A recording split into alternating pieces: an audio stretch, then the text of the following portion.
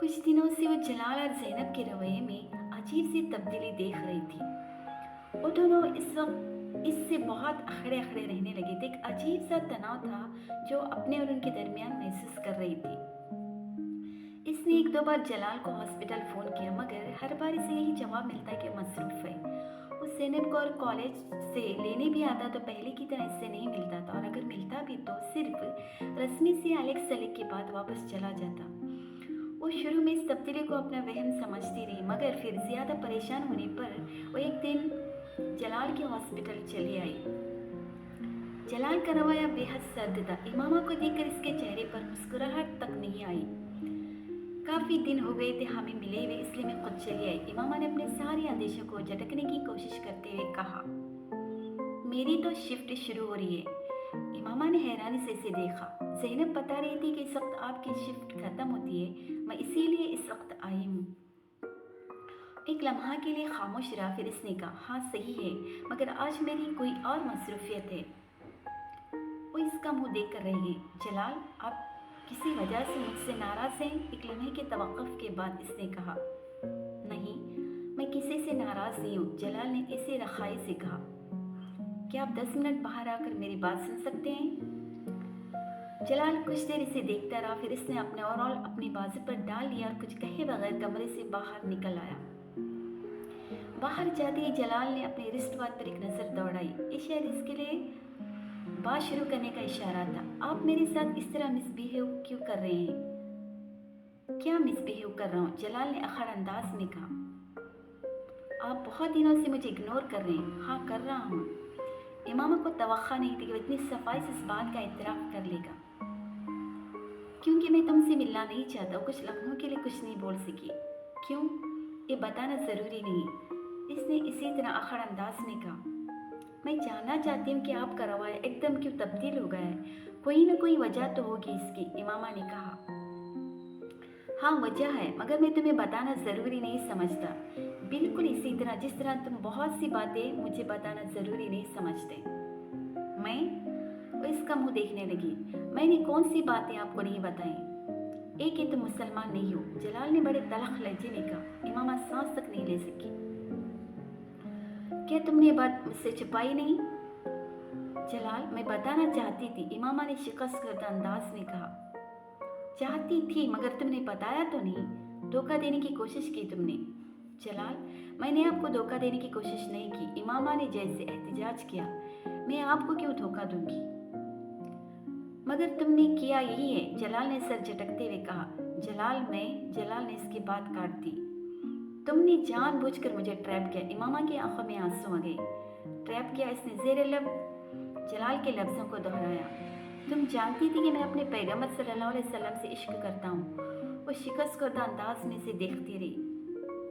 शादी तो दूर की बात है, अब जब मैं तुम्हारे बारे में सब कुछ जान गया तो मैं तुमसे कोई ताल्लुक़ रखना नहीं चाहता।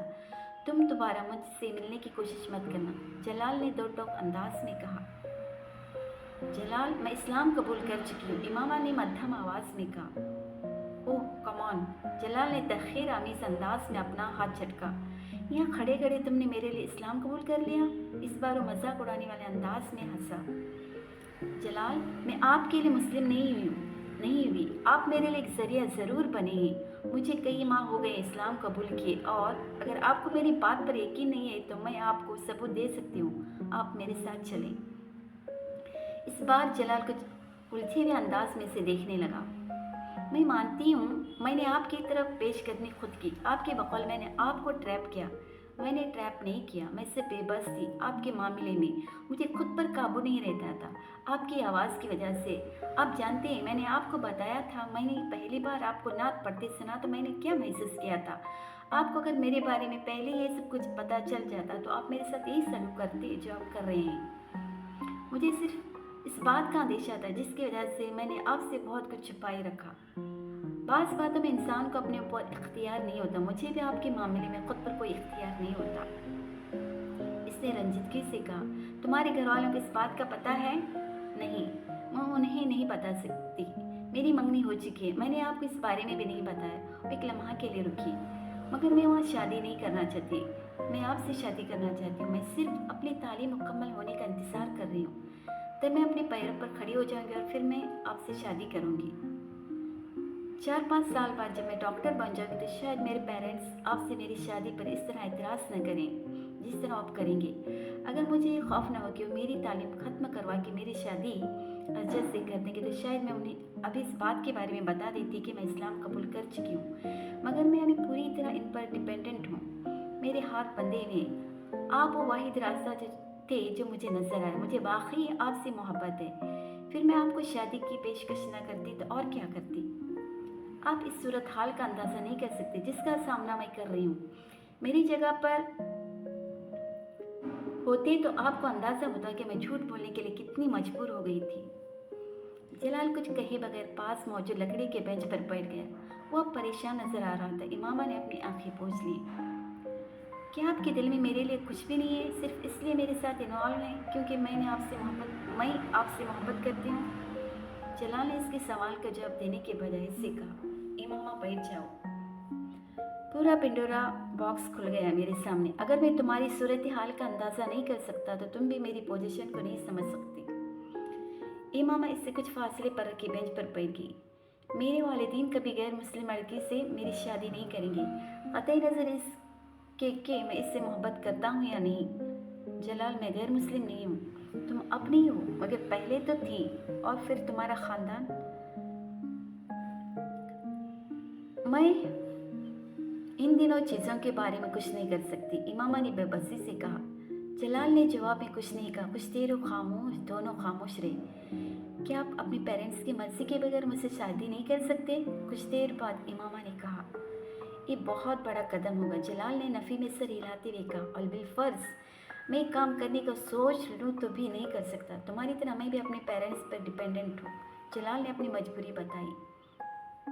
मगर आप हाउस जॉब कर रहे हैं और चंद सालों में स्टेब्लिश हो जाएंगे, इमामा ने कहा। मैं हाउस जॉब के बाद स्पेशलाइजेशन के लिए बाहर जाना चाहता हूँ और ये मेरे पेरेंट्स की माली मदद के बगैर नहीं हो सकता। स्पेशलाइजेशन के बाद ही मैं वापस आकर अपनी प्रैक्टिस स्टेब्लिश कर सकता हूँ। 3-4 साल अपनी स्टडीज़ खत्म करने भी लग जाएंगे। जलाल ने इसे याद दिलाया। फिर इमामा ने इसे मायूसी से देखा। फिर एक ही मुझे सोचने का वक्त दो, शायद मैं कोई रास्ता निकाल सकूं।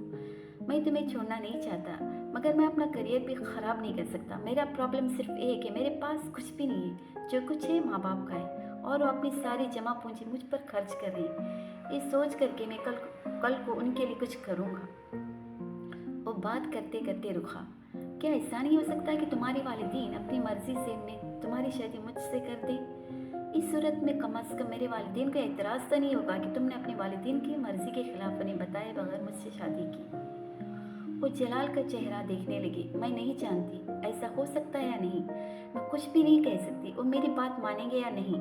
मैं, इमामा ने कुछ मायूसी के आलम में बात अधूरी छोड़ दी। जलाल बात मुकम्मल होने का इंतज़ार करता रहा। मेरी फैमिली में आज तक किसी लड़की ने अपनी मर्ज़ी से बाहर किसी लड़की से शादी नहीं की, इसलिए मैं नहीं बता सकती कि इनका रद्द-ए-अमल क्या होगा। मगर मैं ये ज़रूर बता सकती हूँ कि उनका रद्द-ए-अमल बहुत बुरा होगा, बहुत बुरा। वो मुझसे बहुत मोहब्बत करते, लेकिन मुझे इजाज़त नहीं दे सकते कि मैं इतना बड़ा कदम उठाऊँ। आपको अंदाज़ा होना चाहिए कि मेरे बाबा को कितनी शर्मिंदगी और बेइज्जती का सामना करना पड़ेगा सिर्फ मेरे लिए। वो सब कुछ नहीं बदल देंगे। अगर मुझे अपने फैमिली से मदद की तवक्को होती तो मैं घर से बाहर सहारों की तलाश में होती, न ही आपसे इस तरह मदद मांग रही होती। धीमे लहजे में अपने आवाज़ की लर्जिश पर काबू पाते उसने जलाल से कहा, इमामा मैं तुम्हारी मदद करूँगा। मेरे पेरेंट्स मेरी बात नहीं टालेंगे। समझाने में कुछ वक्त लगेगा, मगर मैं तुम्हारी मदद करूँगा। मैं उन्हें मना लूँगा। तुम ठीक कहती हो कि मुझे तुम्हारी मदद करनी चाहिए। वो पुरसोच मगर उलझे हुए अंदाज में से कह रहा था। इमामा को अजीब सी ढारस हुई। इसे जलाल से ही तवक्का थी। इमामा ने सोचा, मेरा इंतखाब गलत नहीं है।